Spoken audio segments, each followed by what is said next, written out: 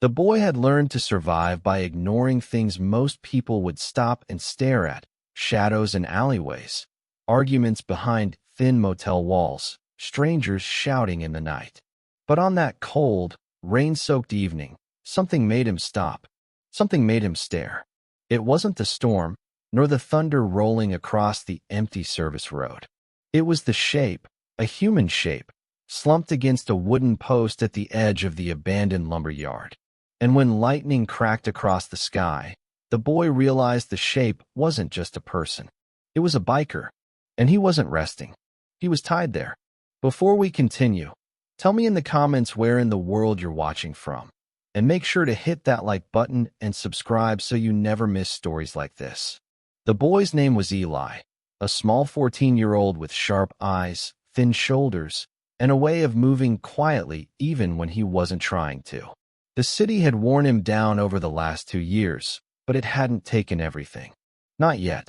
There were things in Eli the streets hadn't managed to crush: quick thinking, a stubborn kindness, and a belief that sometimes people needed help, even when he had nothing to give. He didn't understand why his feet were moving toward the figure now. Maybe curiosity. Maybe something else, something deeper. The rain was heavy enough to blur out sound, but as he approached, Eli could just make out a groan. The biker was alive. A bolt of panic flickered through him. Alive meant danger. Alive meant whoever put him here might still be close.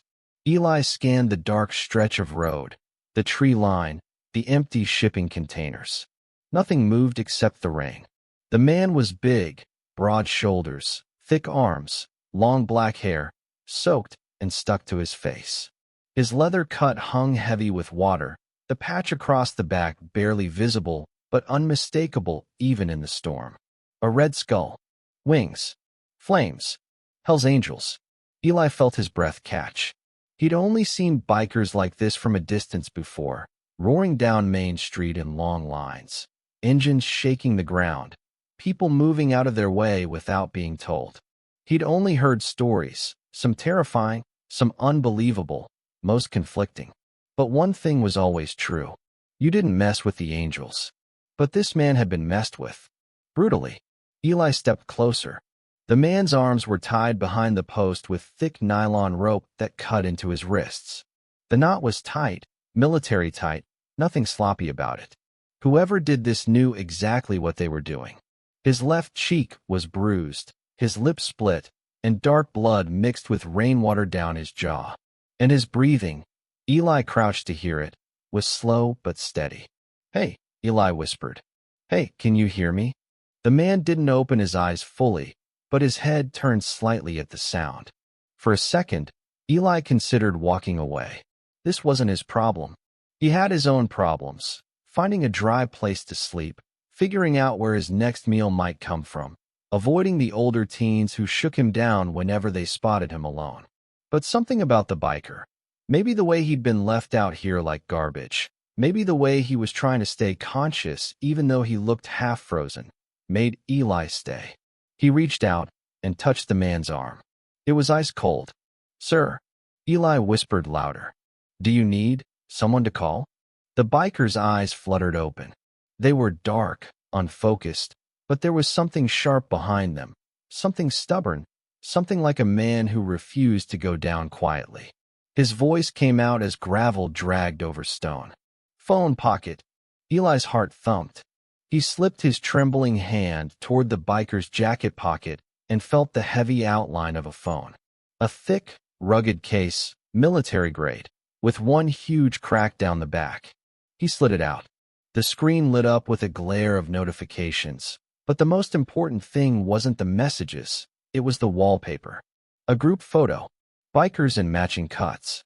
Arms around each other. Laughing like family. The man tied to the post was in the middle. Eli swallowed. "Who do I call?" The biker managed something like a smirk through the pain. "Emergency. Press the red one." Eli looked. There was a single red contact. No name. Just a red icon. He pressed it. It rang once. Twice. 3 times. Then, a deep voice answered. "Calm. Too calm. Where is he?" Eli froze. I found someone. A man. He's tied up. He told me to. Location. The voice wasn't angry. It was efficient. Controlled. A man used to being obeyed. Eli gave the street description as best he could, breath shaking as he looked around again, checking for shadows. The voice replied instantly. Stay with him. Don't move. We're coming. The call ended. Eli stared at the phone. What had he just done? The biker's head slumped to the side, but his lips moved. You did good, kid. Eli swallowed hard, rain running down his face like tears he wouldn't admit to. I didn't want to leave you. A faint chuckle escaped the man. That's why they'll come. Eli didn't know what that meant, but he was about to. Because within minutes, before Eli even realized how fast time had passed, the quiet storm-soaked world around him began to change. The ground vibrated. Low at first, then louder. A rumble. Engines. Not one. Not five. Dozens. Headlights emerged through the fog and rain like ghosts. Eli's eyes widened. They were coming. The Hell's Angels. 200 of them. And they were coming for him. And for the man he'd chosen to help. Eli had never heard anything like it before. 200 engines rolling through the storm like thunder given wheels and steel. The growl grew until it wasn't just a sound anymore. It was something alive, something that crawled up his spine and made his chest vibrate. Even the rain seemed to hesitate as the first line of headlights cut through the darkness. He stood frozen beside the biker, the phone still warm in his hand. He didn't know whether to run or stay, but the man had told him not to leave. And whoever he'd called, whoever had spoken with that perfectly calm voice, had told him the same thing. So Eli stayed. The first bikes appeared out of the mist, long shadows stretching across the wet gravel. Massive machines rolled slowly toward him. Custom Harleys with snarling pipes, chrome gleaming beneath sheets of rain, and riders wearing the unmistakable red and white patches. Hell's Angels. Not the distant myth he'd seen roaring down highways. Not the rumors whispered behind gas stations. Real. Right here. Surrounding him. At the front of the pack rode a tall, powerfully built man on a matte black Road King. His cut was weathered, heavy, embroidered with the words President beneath the winged death's head. His beard was streaked with gray, rain dripping from the tips as he slowed to a stop directly in front of Eli. He killed the engine. The others followed one by one until the night fell into a strange silence. No music, no shouting, only rain against metal. The man's eyes locked on Eli. Sharp, controlled, unreadable. You him, he asked. Eli swallowed, voice trembling. I'm Eli. I found him. He told me to call. The president nodded once, then swung off his bike with a weight that made the ground seem smaller. He walked straight toward the tied biker. Two others followed, one bald with tattooed arms, the other with a heavy braid down his back. Seeing them up close made Eli's breath stick in his throat. They were huge. They moved with purpose. And they didn't look scared, even though something terrible had clearly happened here. The president crouched in front of the tied man. Ryder, he said quietly. Talk to me, brother. Eli blinked. Ryder. That was his name. Ryder managed to lift his head an inch. Rain dripped from his hair. His voice was barely more than a groan. Boss. I'm here, the president said softly. We're all here. He glanced at the ropes. Briggs, Leon, cut him loose. Easy. Briggs, the bald one, pulled a folding blade from his waistband and sliced through the ropes in 3 clean motions. Leon supported Ryder's weight as he sagged forward, his body too numb to hold itself upright. The president steadied him, gripping Ryder's shoulders firmly. Who did this to you? Ryder blinked slowly, as if fighting to keep consciousness. Didn't see, but they took it. The president pressed. Ryder winced. The ledger, the one with. His voice faded into the storm. The president's jaw tightened, but he didn't push. Instead, he looked sharply at Eli. You kept him alive? Eli hesitated. I just didn't want him to freeze. He was barely breathing. Kid, Briggs muttered. He was a couple of hours from hypothermia. A couple more from worse. Leon crouched to Ryder's level, checking his pulse. Your call saved his life, kid. Don't doubt that. Eli's throat tightened. He wasn't used to hearing adults say things like that. His whole world had been full of phrases like, get out of here, don't touch that, and beat it, kid. But this was different. The president stood up, eyes fixed on Eli with a look that somehow felt heavier than the storm. You said your name's Eli? Eli nodded. You got a place to go tonight. He froze. He didn't know what to say. He didn't want to lie, but he didn't want pity either. I'm good, he said quietly. Briggs snorted. Kid, you're soaked through. Your shoes look like they're holding on by luck. I'm fine, Eli insisted, stepping back a little. The president didn't raise his voice or argue. Instead, he motioned to the biker next to him, a slimmer guy with soft eyes behind a tough exterior. Dax grabbed the med kit. Dax jogged to his saddlebag, returned with a thick red pouch, and began tending to Ryder's wrists.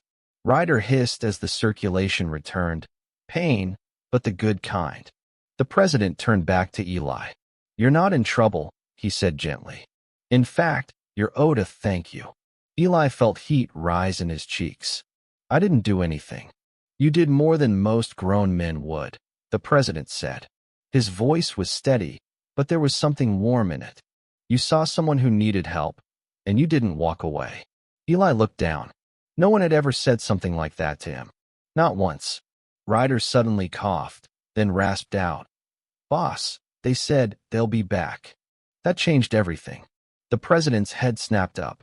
His expression hardened like metal cooling. When, he asked.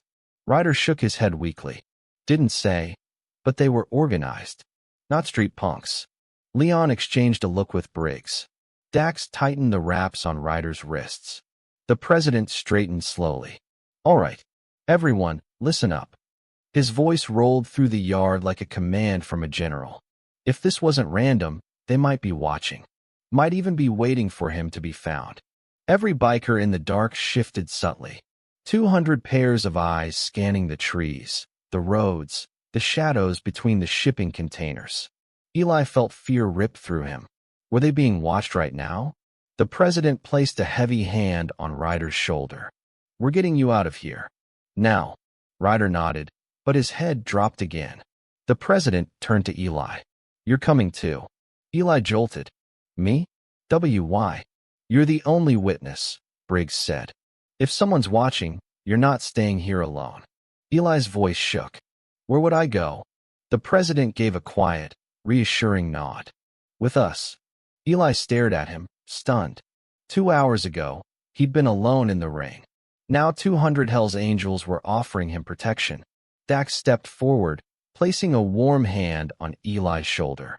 We won't let anything happen to you. Not after what you did for Ryder. The engines around them began to fire back up, one by one, turning the night into a rolling chorus of thunder. The president gave Eli a small, almost fatherly smile. Welcome to the ride, kid. Eli didn't know it yet, but from this moment on, his life would never, ever be the same. The engines formed a wall of thunder around Eli as he rode sandwiched between two Hell's Angels, the rain slanting off their helmets like silver needles. Dax was the one steering the bike Eli sat on, his massive frame barely shifting as he cut through the wet night. Leon and Briggs flanked them, headlights carving through the darkness toward the compound tucked deep beyond the tree line. Eli clung to the back of Dax's cut, knuckles white, but he didn't complain. Not once. The cold bit into him, but the sound of all those engines, dozens, maybe 100 behind them, made him feel strangely safe, like a fortress of steel and noise. Dax spoke loud enough for Eli to hear through the wind.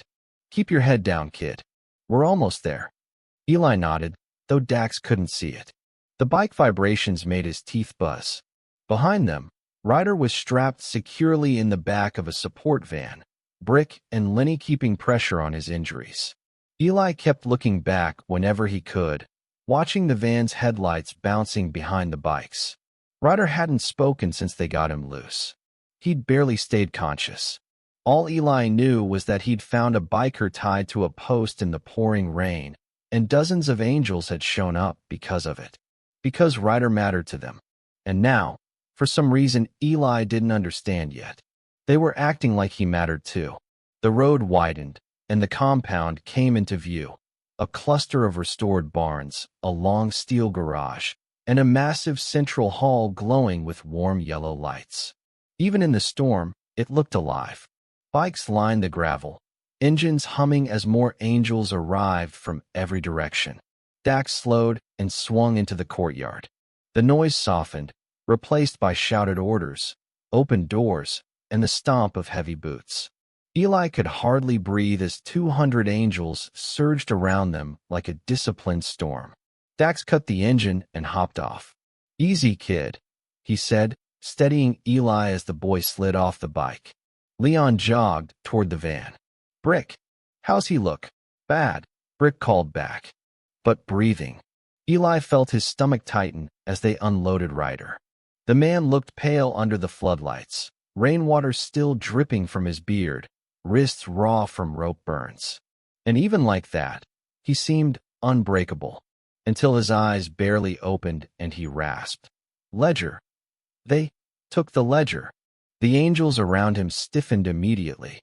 Not loudly, not dramatically, just a collective tightening of shoulders and jaws, the silent language of men who understood the weight of that word. Dax leaned toward Eli. "You hear him say that earlier?" Eli nodded. "Why, yeah. When I cut the ropes, he said they took something important." Dax exhaled slowly, jaw twitching. More than important. The van doors slammed shut, and Ryder was rushed into the main hall. Dax placed a hand on Eli's shoulder. "Come on. Prez wants to talk to you." Eli froze. The president? Like of the angels. "That's the one." Dax steered him gently. "Don't worry. He doesn't bite." Leon snorted. "Much." Eli swallowed hard. Inside the main hall, warmth wrapped around him instantly. The room was massive.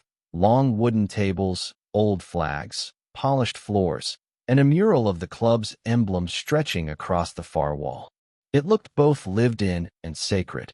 At the center of the room stood a man in his late 50s, tall, broad-shouldered, with a white beard that looked carved from stone.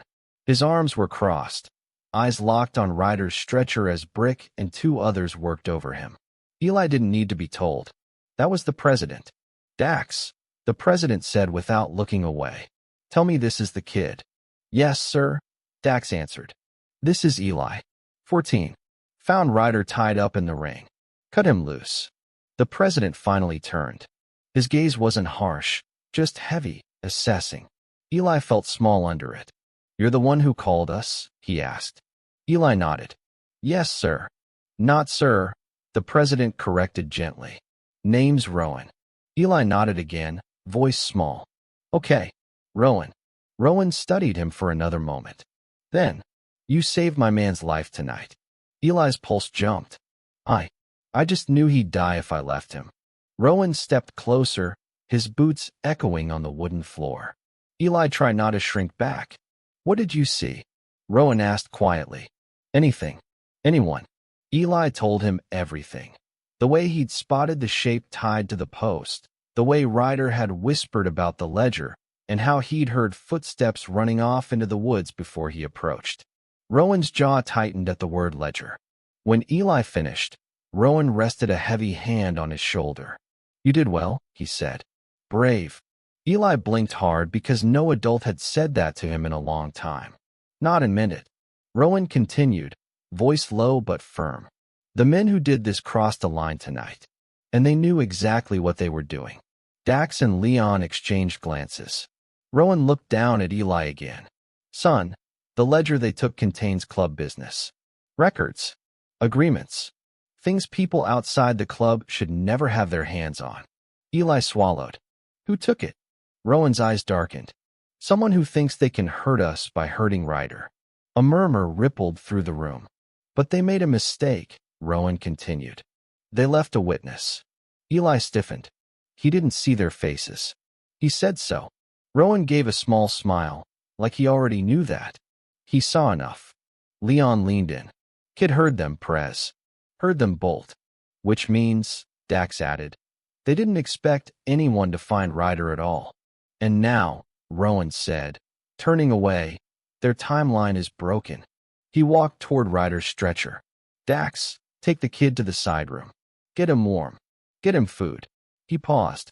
He's staying here tonight. Eli blinked. I am. Rowan looked back over his shoulder. Someone tied my man to a post in the rain and stole what belongs to us. His voice dropped. Until we know who and why, no one gets to lay a finger on you. Dax squeezed Eli's shoulder. Come on, he said. Let's get you settled. As Eli followed him, he glanced back one last time. Ryder, pale but alive. Rowan, stone-faced and furious. Angels gathering in tight circles, whispering plans. And Eli felt something settle deep in his chest. He wasn't just a witness anymore. He was part of something now, whether he wanted to be or not. Outside, more engines rolled in, one after another, filling the compound with a storm that had nothing to do with the rain. A storm is coming for whoever dared touch their own.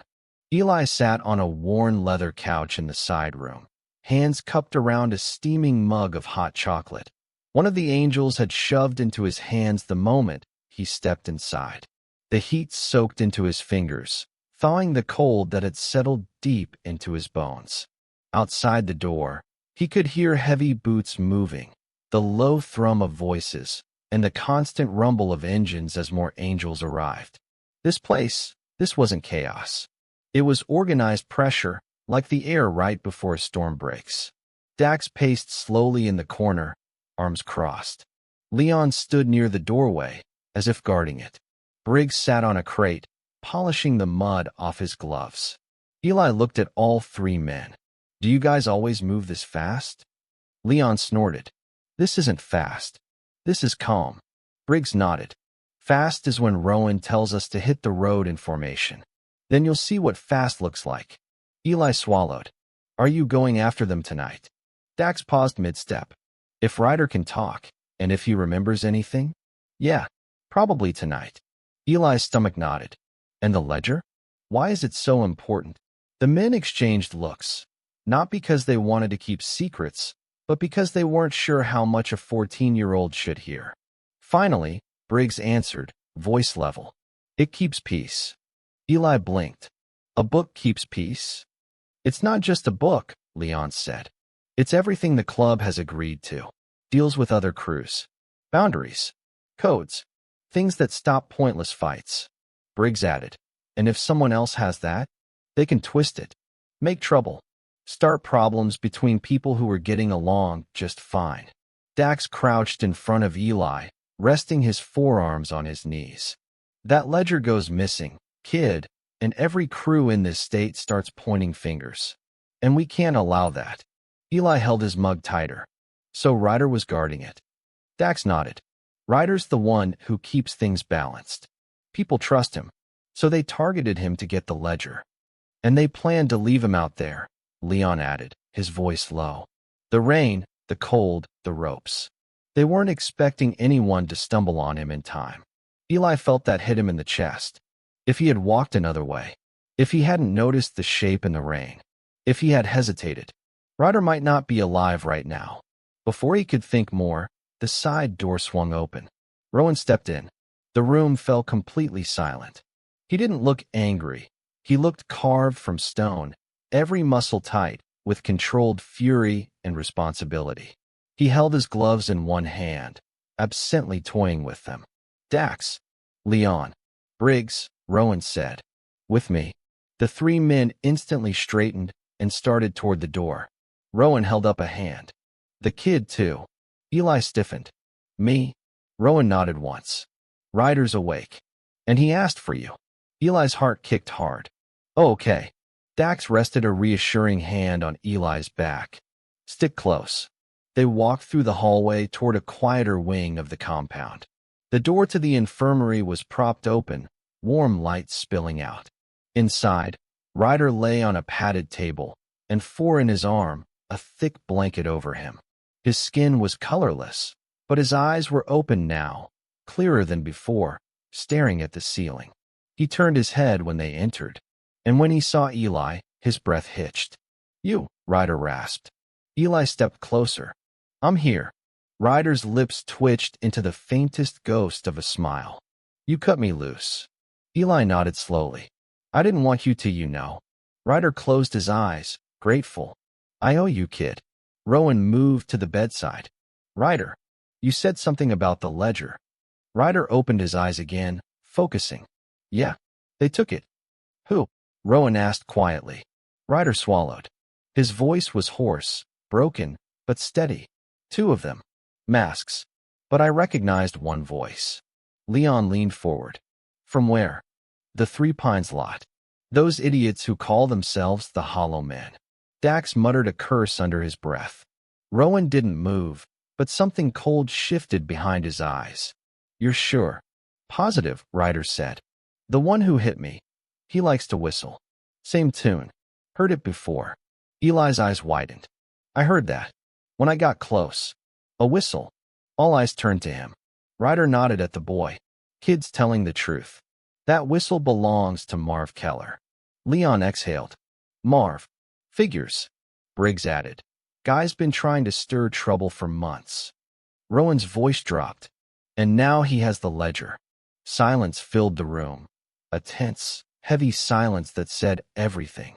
Ryder shifted painfully. "Rowan, listen. He wasn't working alone. The Hollow Men wouldn't have the guts." Rowan nodded. "I know. Someone else is pulling strings." Eli watched all of them exchange looks, their faces grim, focused.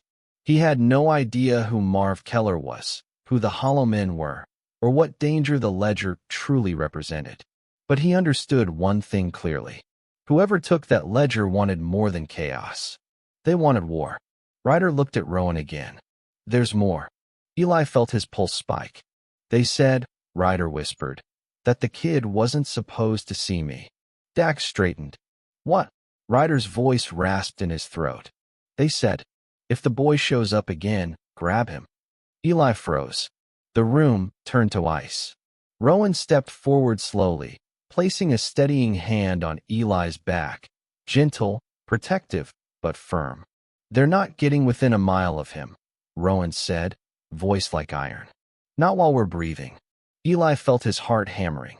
Not fear, not exactly. More like disbelief. "Why me?" he whispered. Ryder answered softly.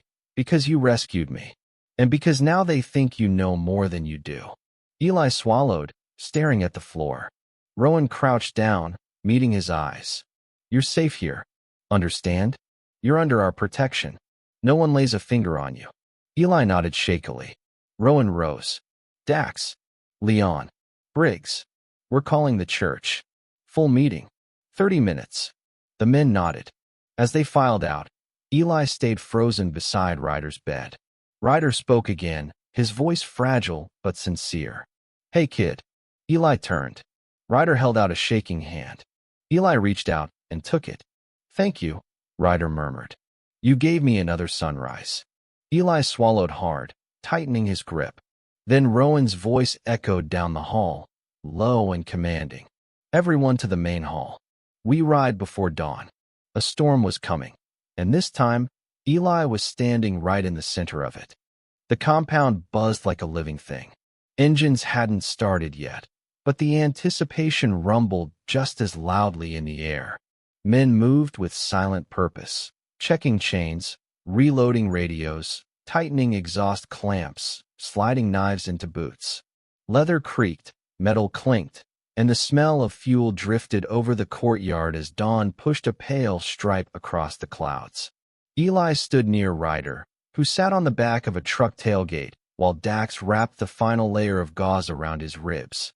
"You're sure you can ride?" Eli asked quietly. Ryder grinned through the pain. "Kid, I could ride with both legs broken and one arm hanging off. Don't worry about me." Eli tried not to show it, but everything still felt unreal. The club preparing for war, 200 angels gathering in formation, Rowan walking with that heavy, deliberate stride of someone on the edge of action. He had only known these men for a few days, yet they felt like the only people who had ever looked at him and truly seen him. Leon approached with a steaming metal cup. "Drink this," he told Ryder. Ryder sniffed it. "Brother, this smells like someone boiled roadkill. It'll keep you awake." "I'm awake." Leon shoved it into his hands anyway. "More awake." Ryder drank it with a disgusted shiver. Eli couldn't help smiling a little. Rowan noticed that smile from across the yard and gave him a small nod. Wordless reassurance, the kind only Rowan could give without saying a thing. But then Rowan raised his voice. "Everyone, front and center." The compound shifted instantly, conversations dying out. Boots stomped into place. Bikes were lined up in rows. Every headlight pointed toward the main gate like an army ready to roll. Eli followed Ryder, who leaned slightly on Dax, but still walked tall.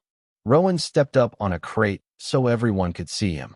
The early sun hit the scars on his knuckles and the patch on his chest. When he spoke, it wasn't loud. He didn't need loud. His voice carried naturally, steady as an engine idling. "Brothers," he began, "we've been crossed before. We've been stolen from before. But never like this." Silence swept through the courtyard. "Marv Keller didn't just take the ledger," Rowan continued. "He sent my man Ryder back to us tied to a post like a message. Like we're something he can scare." Ryder stiffened but didn't look down. Rowan's eyes hardened. "Let me make one thing clear for every man here. We don't scare." Approving growls rippled through the crowd. "We don't hide. We don't fold. And we damn sure don't let cowards rewrite the rules we live by." Leon muttered under his breath. "Here we go." Rowan lifted something from Dax's hands, a bullet-scarred metal plate from Ryder's vest. "This was on him when we found him," Rowan said. "Keller's men wanted to leave a mark. Instead, they left a debt." He tossed the metal onto the ground. It hit with a ringing clang that echoed under the compound's steel roof. "We collect tonight." The angels responded, not with cheers, but with something lower, deeper. A collective rumble, a vow. Rowan continued. "The hollow men think they're untouchable. They think hiding behind Marv Keller's money keeps them safe. But they forget the one thing we never forget." He raised 2 fingers. "Family." The crowd murmured in agreement. "And the ledger they stole?" Rowan said. "It isn't just paper. It's every deal, every trust, every time someone came to us for protection, and we delivered. It's our history. It's our word." He looked directly at Eli then, not by accident. "And we don't let anyone take what's ours." Eli swallowed. He didn't know why Rowan looked at him. Maybe because Eli was the one who found Ryder. Maybe because Eli didn't run away. Maybe because Rowan saw something in him Eli didn't even know was there. Then Rowan addressed the whole club again. "We ride in 20 minutes. Dax, lead the first wave. Leon, take the flank. Ryder, you're with me." Ryder opened his mouth to protest. "Rowan, my ribs." "You're with me," Rowan repeated more softly. "If Keller wants to see who he didn't break, he's going to get a clear view." Ryder nodded once. Rowan's gaze fell to Eli next. "You ride in the middle. Protected. No arguments." Eli opened his mouth. He wasn't sure if to thank him or to say he wasn't afraid, but Rowan had already turned to give more orders. Leon gave Eli a half smile. "Middle formation is an honor. Means you're considered one of ours." "One of yours?" Eli asked, startled. Leon shrugged. "Kid who saves one of our brothers in the rain? Yeah, that counts." Dax clapped Eli on the shoulder. "Stick close. First rides are loud." Eli nodded. He'd never ridden with anyone before. The weight of the moment pressed into him. Fear, but also belonging. Something he hadn't felt in years. The compound erupted into motion again. Engines roared to life one by one, coughing thick plumes of smoke into the morning air. The rumble vibrated through Eli's chest, the gravel under his shoes, even the air itself. Ryder wheeled his bike forward, slowly, testing himself. When he was confident he could manage the pain, he put on his helmet and nodded at Eli. "You're riding with me," Ryder said. "You found me. You saved my life. You get the seat right behind mine." Eli blinked. "Are you sure, kid?" Ryder said. You're the only one I trust not to mess up my jacket. Eli laughed despite the tension. As the bike roared beneath them, he felt the leather seat warm from the engine heat.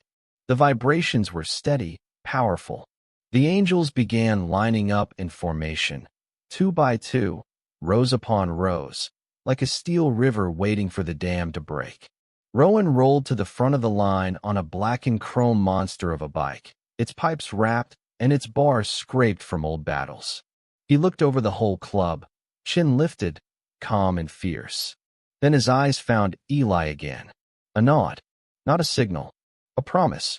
Eli tightened his grip on Ryder's vest. When the gates of the compound opened, sunlight spilt across the asphalt outside like a path laid down for them alone. Rowan raised his arm. 200 engines revved in unison, and the Hell's Angels rolled out. Not for revenge, not for rage, but to take back what was theirs. The roar of 200 engines swallowed the dawn. Eli held tight to Ryder's vest as the line of Hell's Angels thundered down the highway, the wind tearing tears from his eyes. The world blurred into streaks of gray and orange, early sunlight flashing across chrome, helmets, and whipping banners. Cars pulled aside instinctively, drivers staring wide-eyed as the massive pack surged past them like an iron river. Eli had never felt anything like it. Not fear. Not exactly. More like the realization that he was part of something bigger than anything he had ever known. Ryder shouted back over the roaring wind. "You doing good?" Eli nodded, even though Ryder probably couldn't see it. Dax and Leon flanked the left side of the formation, scanning the horizon with practiced sharpness. Rowan led from the front, steady, deliberate, keeping the brothers in tight formation. Every rider behind him moved like a single living organism. They weren't just hunting. They were reclaiming their honor. 10 miles out, Ryder took a hand off the handlebars long enough to tap a signal in the air. 2 fingers, curved, then pointed ahead. Dax echoed the gesture. Rowan responded with a downward sweep of his arm, and the formation slowed. Eli felt the shift, bikes easing off throttle, exhaust rumbling low like a beast crouching for a strike. They neared an old service road, cracked and half-eaten by weeds. Rowan led them off the highway and onto the path, engines growling against the silence of the woods. Eli's heart pounded harder with each turn. "Why are we stopping here?" he asked Ryder. "To regroup before we get eyes on Keller's place," Ryder said. "You never roll right up to a snake's hole." The bikes formed a massive semicircle under the pine trees, engines cutting off one by one until the only sounds were clicking metal, settling exhausts, and distant birds scattering from the noise. Rowan removed his helmet and stepped forward. Eli slid off the bike behind Ryder, legs trembling from adrenaline and the vibration of the ride. Ryder steadied him with one hand. "Welcome to your first rally point," Ryder said with a wry grin. "You're doing fine." Eli managed a breath. "I thought it would be scarier." "Oh, it gets scarier. Trust me," Ryder said. "But not for you. You stick with us." Leon joined them, wiping sweat from his brow. "Keller's not far." The Hollow Men set up their base in an old mill. "Rowan wants to send scouts first." Eli swallowed. "Is Keller dangerous?" Leon glanced at him. "Kid, Keller's the kind of guy who burns bridges before he even crosses them. But he's never faced this many angels before." Dax strode over, radio in his hand, voice low. "Rowan wants you too." Ryder stiffened, his ribs still taped. "Me and Eli?" "Yeah," Dax said. "But relax. It's nothing bad." Eli followed Ryder toward Rowan, feeling the gazes of other angels on him. Not hostile, but curious. Protective. Like he was the smallest ember in a giant fire. Rowan stood near a rust-covered pickup, a map spread across the hood. A red pen circled a structure labeled Herrenford Mill. He looked up when Ryder and Eli approached. "Good. You're here." Rowan turned the map to face them. "Keller's crew uses this mill for storage, meetings, and whatever else he doesn't want police sniffing around. We know he took the ledger there." Ryder's jaw tightened. "Is Keller expecting us?" Rowan exhaled through his nose. I'd say yes. And no. What does that mean? Eli asked before he could stop himself. Rowan didn't mind the question. It means Keller knows we're coming, Rowan said. But he doesn't know how many. He thinks we'll send 10, maybe 20. Eli looked at the sea of bikes behind them. But you brought 200. Ryder clapped him lightly on the shoulder. Exactly. Rowan pointed to a narrow road branching deeper into the woods. First, we send eyes. Leon, Dax, you two take Eli and Ryder close enough to scope the perimeter. Eli froze for a second. Me? Rowan nodded. You saw Keller's men the night they took Ryder. You might recognize details my brothers won't. Ryder looked at Rowan sharply. You sure that's smart? The kid. He'll be fine, Rowan said. And he stays between you and Dax at all times. Eli felt heat crawl up his neck. He didn't want to be a burden. He didn't want to slow them down. But this wasn't about him. It was about getting Ryder's ledger back and keeping the Angels safe. Rowan crouched so he was eye level with Eli, not talking down to him, not treating him like a kid. You saved one of my brothers, Rowan said. That makes you part of this. And you're brave enough to do what most grown men wouldn't. Eli nodded, nervously but firmly. Ryder gave him a faint smile. Guess you're stuck with us now. Leon folded the map and slipped it into his vest. Scouting team leaves in 5. Dax jerked a thumb toward the trail. Bring your eyes, kid. You don't gotta fight. Just help us see. As the rest of the Angels prepped their bikes and gear for the final approach, the smaller group, Ryder, Eli, Leon, and Dax, headed down the narrow path. Trees pressed in overhead, shadows flickering over them. Ryder kept a hand near Eli's shoulder, not holding him, just making sure he stayed close. Leon leaned toward Dax. Think Keller's got guards posted? Keller always has guards posted, Dax said. What matters is how nervous they are. Eli listened carefully. Nervous guards made mistakes. At a bend in the path, the faint outline of the mill appeared through the trees, a hulking, weather-beaten structure with broken windows and sagging beams. A single loading door stood open. A generator hummed somewhere inside. Eli's heart pounded. Ryder whispered, Kid, what do you see? Eli narrowed his eyes.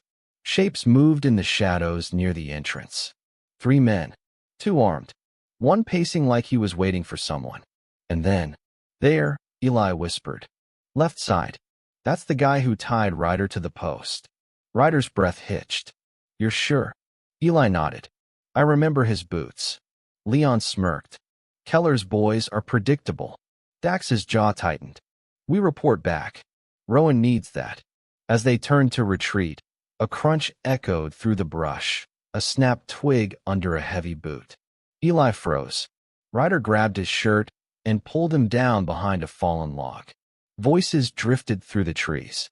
Close. Too close. Leon whispered, We're not alone. Dax's hand slid to the knife in his belt, and the woods fell silent. The forest held its breath. Eli crouched behind the fallen log, heart pounding so hard he feared the guards would hear it. Ryder kept a steadying hand on his shoulder, fingers firm but calm. Dax and Leon knelt ahead of them, barely visible in the shadows, every sense sharpened. A voice drifted through the brush, low, irritated. You sure you heard something? Yeah. Keller said angels are sniffing around. Keep your ears open. Eli watched the boots move between the trees.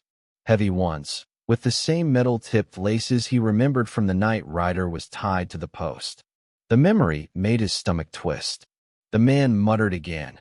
If Rowan's dogs are out here, I want to be the first to spot him. Dax leaned close to Leon, his whisper nearly silent. We can't get caught. Not with the kid. Leon nodded.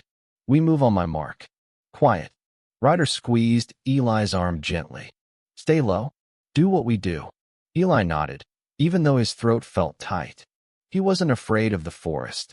He wasn't afraid of the dark. He was afraid of ruining everything. Leon held up 3 fingers. 3. Eli breathed in. 2. The boots paused. The guard turned his head. 1. Leon moved like smoke, gliding through the brush without a single twig snapping. Dax followed. Ryder pulled Eli with him, slipping deeper behind the log, and then up a small slope where moss softened their steps. Eli didn't dare breathe until the guards' voices shrank behind them. Dax gestured them behind a wide tree trunk. All right, we've seen enough. Keller's got at least 5 on the outer ring. More inside. Leon exhaled slowly. Rowan will want to reposition the whole club. Ryder looked down at Eli. You okay, kid? Eli nodded fast. I didn't make noise, right? Ryder smiled. You did perfectly. A warmth spread in Eli's chest, something he hadn't felt in a long time. Pride. Not the loud kind.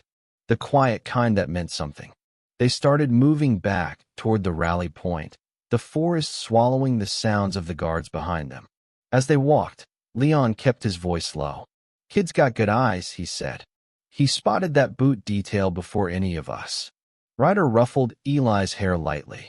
Told you. Kid remembers things. Eli tried to hide the smile that fought its way out. He wasn't used to praise. People rarely noticed him, let alone valued what he saw or thought. But here they listened to him. As they neared the clearing, the distant rumble of engines waiting told Eli they were almost back to the massive circle of angels. Rowan stood at the center, arms crossed, talking with a group of older members. When he saw Ryder and the scouts emerge from the woods, he stepped forward. You got eyes? Rowan asked. Leon nodded. Perimeter guards. Armed. Nervous. And Keller's using the mill's south entrance for rotations. Ryder added. Kid here recognized one of the men from the night they grabbed me. Same boots, same limp. Rowan turned to Eli. You sure? Eli nodded.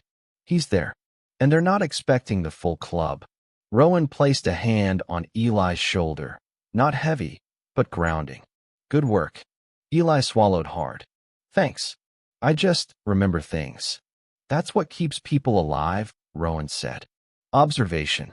Murmurs rippled through the nearby angels. Approval. Respect. Eli felt his ears warm. Then Rowan shifted his focus to the map spread across a nearby log. All right. We adjust. We don't go straight through the front. They'll be waiting for that. Leon leaned in. You thinking a pincer?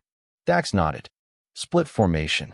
Half through the ridge, half from the riverside trail.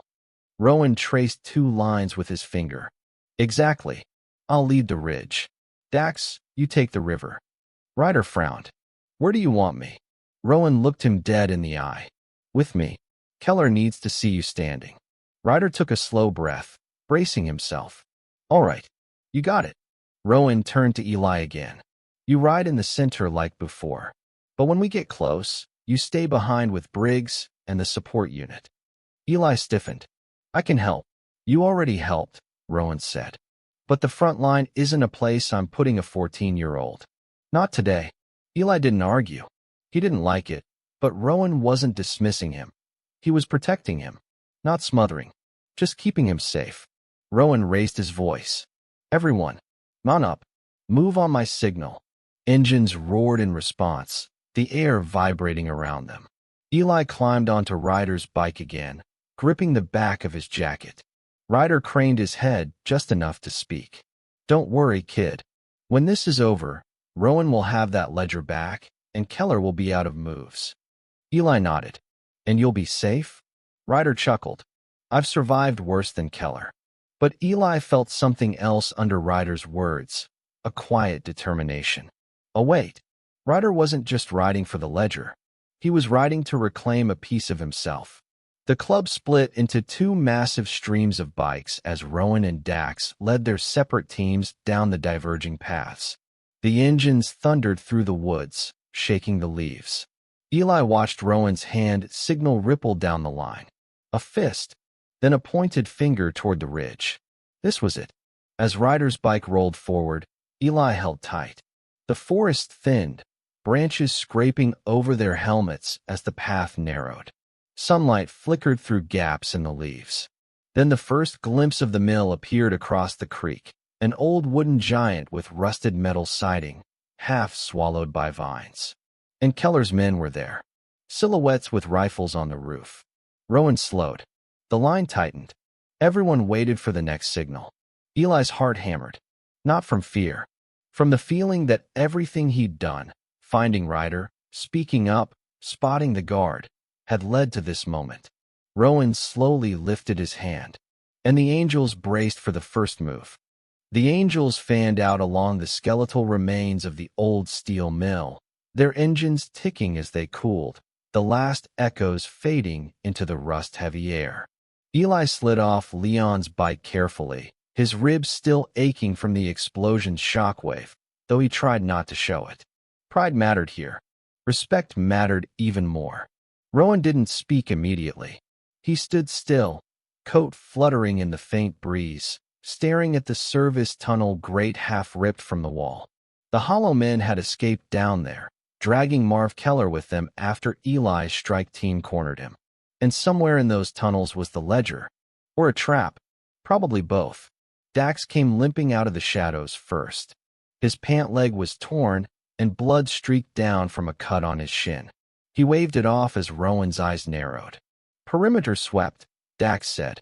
Thermals picked up traces of movement about 20 minutes ago. 2 scattered for a full crew. Looks like just 2 or 3 stragglers. Keller? Rowan asked. Dax shook his head. No sight. No blood either. They're moving him deeper. Leon scowled. They're trying to get him to the river exit. They could load him on a boat and be in open water before sunrise. Rowan finally turned his head, his voice quiet but made of steel. They're not making the river. Eli swallowed. His adrenaline was wearing thin, and exhaustion from the explosion tugged at him, but he knew better than to ask for a break.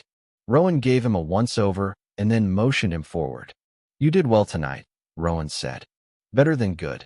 We wouldn't have cornered Keller this far if not for your eyes. Eli nodded, unsure what to do with the compliment. Don't let it go to your head, Dax added, slapping him lightly on the back. This next part? Nobody gets points for bravery. Only survival. Rowan lifted 2 fingers, motioning the guys closer. We move as a wedge unit. Dax and Ryder will take the left. Leon, you and Eli take the right. My crew pushes straight down the tunnel. No stray shots. These walls bounce bullets like mirrors. Ryder cracked his knuckles. And Keller. Rowan's voice dipped lower, darker. He's taken alive. We need answers. We need the ledger location confirmed. And if they've got the ledger with them? Leon asked. Rowan's eyes glinted. Then we kill everyone between us and daylight. Flashlights flickered to life. Boots splashed softly in shallow runoff as the group descended the bent grate, one at a time, into the old smuggling tunnel beneath the mill. The air hit them first, heavy, damp, thick with mold and metal.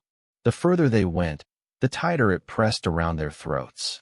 Eli followed close behind Leon, copying the older man's footing step for step, knowing one wrong move on the slick floor could snap an ankle or a neck. Ryder's voice whispered back from the left flank. Movement up ahead, one heat signature.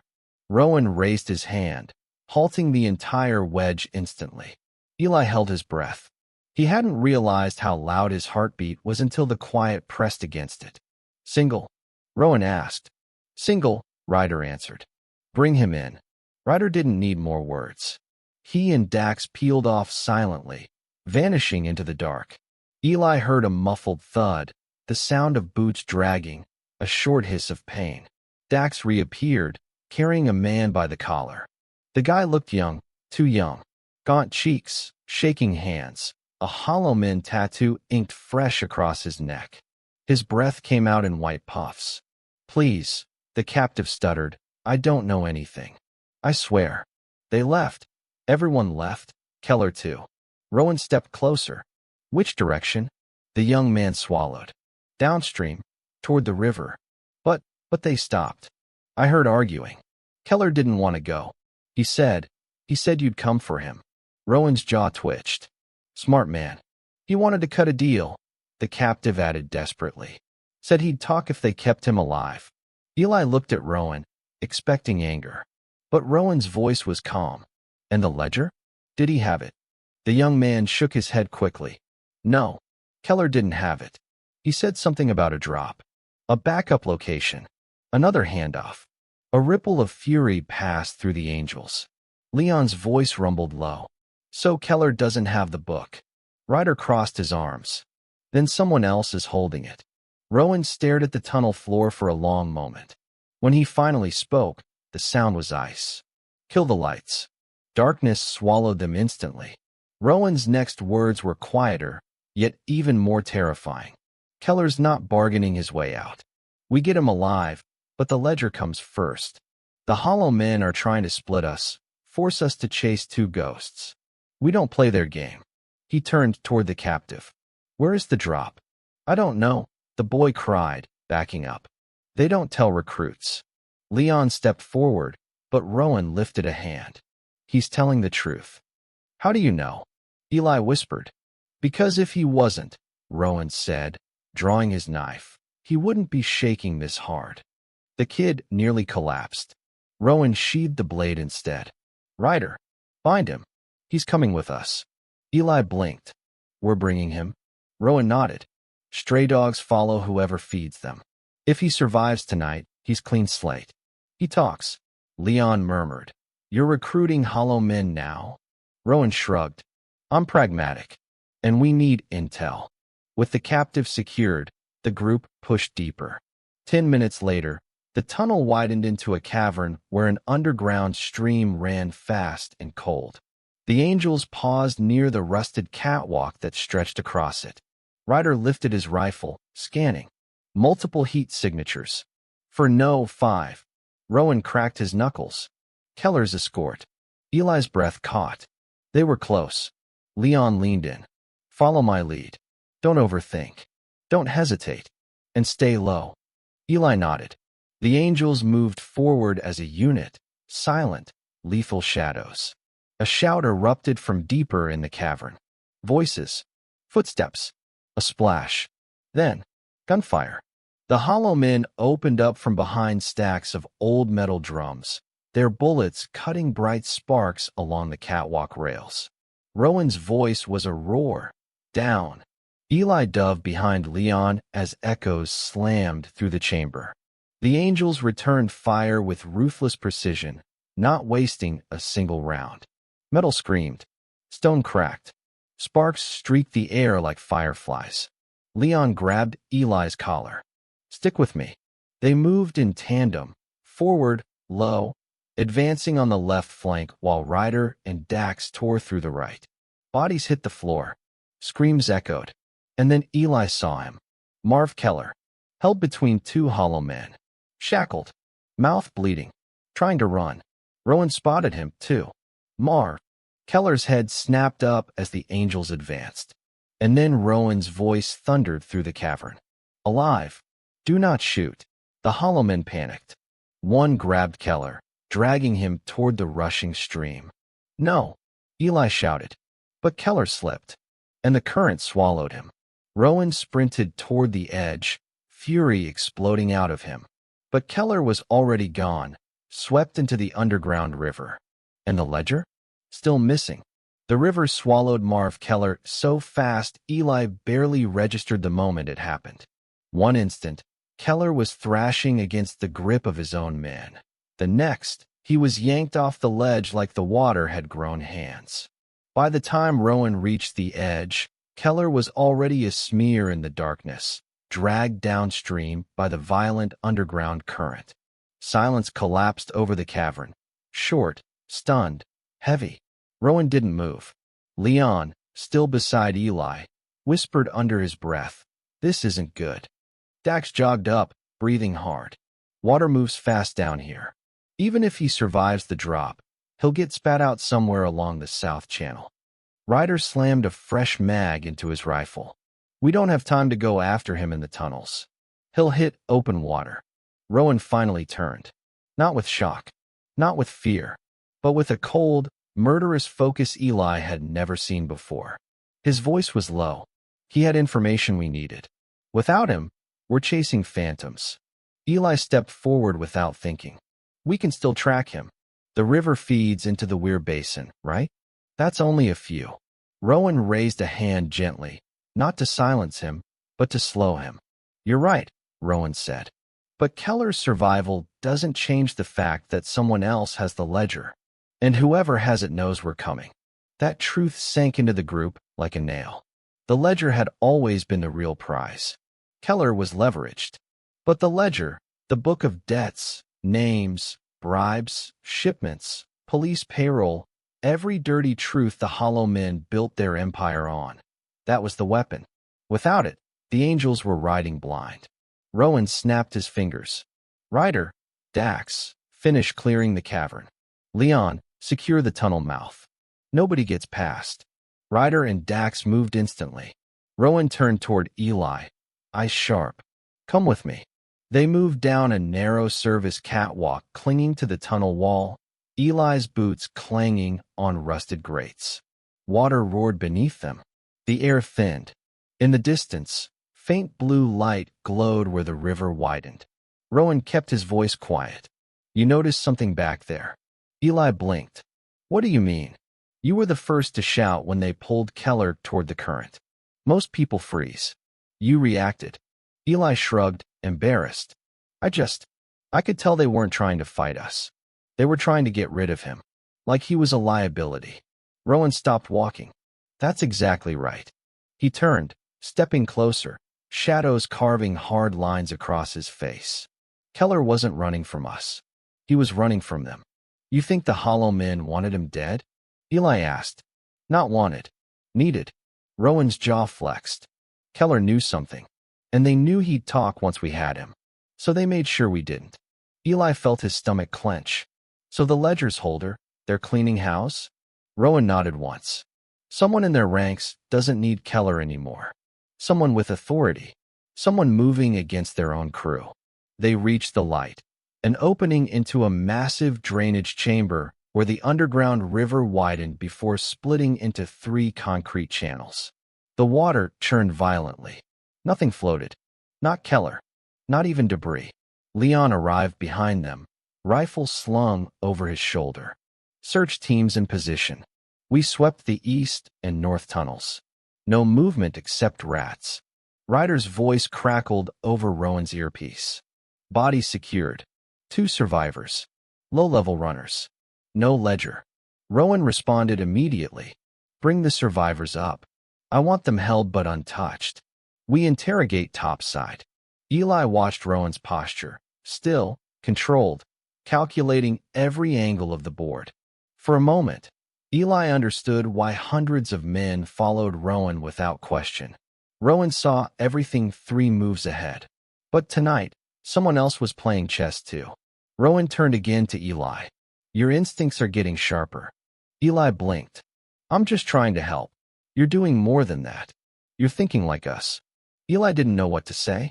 A strange warmth filled his chest. But Rowan's tone shifted hard. Don't let that make you reckless. Before Eli could answer, a shout echoed from down the main tunnel. Boss, found something. Dax's voice. Rowan and the others sprinted back toward the cavern, boots hammering against the concrete. Eli kept pace, though every breath burned in his ribs. They burst into the open space. Dax and Ryder stood near a jagged crack in the far wall. Water dripped from it steadily, pooling at their feet. Dax held up a small black rectangle. Leon squinted. What the hell is that? Dax tossed it lightly toward Rowan. Rowan caught it, turning it in his hand. A waterproof courier case. Small but thick. Eli felt his pulse jump. Is it? He started. Rowan sliced the case open using his boot knife. The rubber seals hissed. Inside, a phone. A single, battered smartphone. And beneath it, a metal thumb drive. Ryder let out a slow whistle. Keller was carrying a digital stash. Leon frowned. Why hide it in the wall? Rowan flipped the phone over. No logos. No markings. Burner. He held up the thumb drive. They didn't hide it. Keller dropped it. Probably shoved it into that crack during the firefight. Dax's eyes widened. So he wasn't trying to run. He was trying to get evidence out of their hands. Eli stepped forward. Does that mean he was planning to flip? Rowan didn't answer immediately, but the darkness in his eyes softened, just a fraction. He was scared, Rowan said quietly, and desperate. He wanted someone, anyone, To find this if you didn't make it out. Eli swallowed. Do you think the thumb drive has ledger data? Rowan slipped it carefully into an inner pocket. I think Keller was playing both sides. And this, he patted the pocket, might be the first real lead we've had since this started. Ryder exhaled. So what now? Rowan took one long look around the cavern. The bodies, the shattered drums, the river swallowing secrets in the dark. Then he spoke. Now we go topside. He turned toward the tunnel, eyes fierce. Tonight wasn't a failure. Keller didn't escape us. He escaped them, and he left us something to find. Rowan's boots splashed as he stepped past Eli. At dawn, he said, we plug in that drive. He paused, voice dropping into that calm, deadly register only the angels understood. And then we go hunting. The angels poured out of the quarry tunnels just as the first smear of dawn cracked over the ridgeline. Mist rolled low across the abandoned lumber yard, rising around the parked Harleys like ghosts lifting from steel. Exhaust hung in the cold air. Boots splashed through puddles. Radios crackled. The night's adrenaline still hummed in every chest. But above all of it, Eli could feel one thing pulsing through the air. Purpose. Raw. Focused. Unbreakable. Rowan didn't slow as he crossed the yard. He handed the recovered thumb drive to Riggs, the club's tech specialist. Riggs, a scarred, quiet man with half-moon glasses perched on his nose, took it like it was a relic from a holy shrine. Upstairs, Rowan ordered. Use the offline rig. Riggs nodded and vanished into the compound. Eli stood with Leon near the line of bikes, trying to steady the lingering shake in his hands. Leon clapped a hand on his back.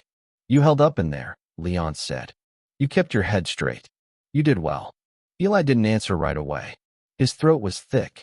I thought Keller was the worst of it, Eli finally said.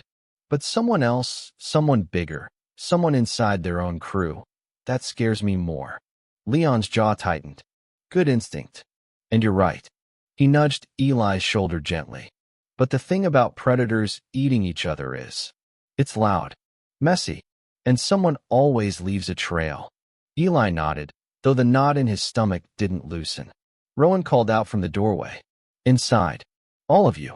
The men moved as one. Eli followed. The war room glowed dimly with screen light. Maps were pinned across the walls, shipping routes, warehouse grids, gang territories, police precincts compromised over the years. Ryder leaned against a support beam, arms crossed, but eyes sharp. Dax paced near the corner, restless energy crackling off him. Riggs typed rapidly on a custom-built offline laptop, the thumb drive plugged into its side. A progress bar crawled across the screen.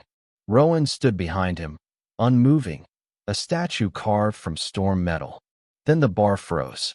Riggs inhaled sharply. Got it. The room stilled. File directories popped open, encrypted clusters, zipped logs, archived message chains. Riggs clicked through them methodically until a single file appeared at the bottom of the list, time-stamped only 24 hours earlier. A video. Play it, Rowan said quietly. Riggs pressed enter. Static washed across the screen. Then a face appeared. Not Keller. Someone older. Someone learner. Harder. High cheekbones, cold eyes, a surgical scar along the jaw. Leon whispered, That's Jericho Vale. Eli felt something drop inside his chest. Jericho Vale, second in command of the Hollow Men. The strategist. The Shadow.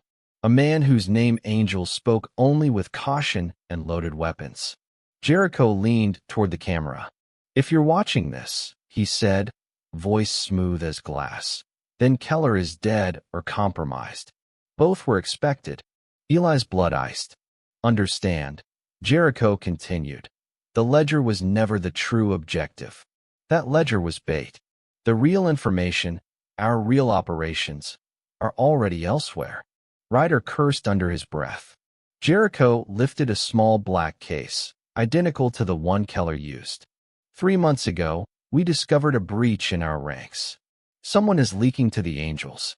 Someone is feeding you crumbs. So we devised a test. A false ledger. A decoy operation. And Keller, poor, predictable Keller, pulled exactly the strings we expected him to. Rowan's knuckles tightened around the back of Riggs's chair. Jericho leaned in closer. This is a warning. Turn back. Stay in your lane. Or what happens next will make the quarry incident look merciful. The video ended. The screen went black. No one breathed. Eli finally whispered. Keller wasn't double-crossing them. They were using him. Rowan exhaled slowly. They wanted us to chase him. They wanted us underground. They wanted to see how far into their territory we'd go. Leon shook his head. Jericho Vale set the whole thing up. Yeah, Ryder said darkly. But he just made one mistake. Rowan turned toward him. What mistake? Ryder nodded at Eli. He let a witness walk out alive. Eli froze. The room turned toward him, not coldly, not with pressure, but with something heavier. Expectation. Rowan stepped closer, voice low but certain. You saw things. Details. Patterns. Behaviors. You caught Keller's panic before we did. You noticed his stash in the wall. And now, his voice softened just slightly. You're the only person Jericho Vale doesn't know he has to be afraid of. Eli's pulse hammered. Eli, Rowan said, you just became our wild card. The room went silent. The weight of it, fear, responsibility, the strange rising heat of purpose, settled in Eli's chest like a second heartbeat. What do you need me to do? Eli asked quietly. Rowan didn't hesitate. Stay close. Watch everything. And when the time comes, he placed a hand on Eli's shoulder. You'll help us find where Jericho keeps the real ledger. Eli nodded, determination burning through his nerves. Dax grinned. Kid's got steel. Leon smirked. He had it from the start. Ryder pushed off the beam. Then let's move. Jericho wants us scared. I vote we disappoint him. Rowan's lips curved into a thin, dangerous smile. Gear up. Rest in shifts. We ride at dusk. Eli followed the men out of the war room, their shadows long on the concrete floor, their voices low, steady, ready. He felt different walking among them. Not smaller, not invisible. For the first time in a long time, he felt like he belonged somewhere. The sun broke fully over the compound as engines began rumbling awake. Rows of Harleys lined up like armored beasts preparing for war. Eli climbed onto Leon's bike, gripping the handles of the passenger bar. Leon looked back with a half-grin. You ready? Eli nodded. Yeah, ready. The engines roared, one unified thunder rolling across the valley. The ground trembled under their weight. And Eli, surrounded by 200 Hell's Angels, felt the kind of courage that comes from standing inside a storm and realizing it doesn't scare you anymore. They rode out as one, hunting their ghost, hunting Jericho Vale, hunting the truth.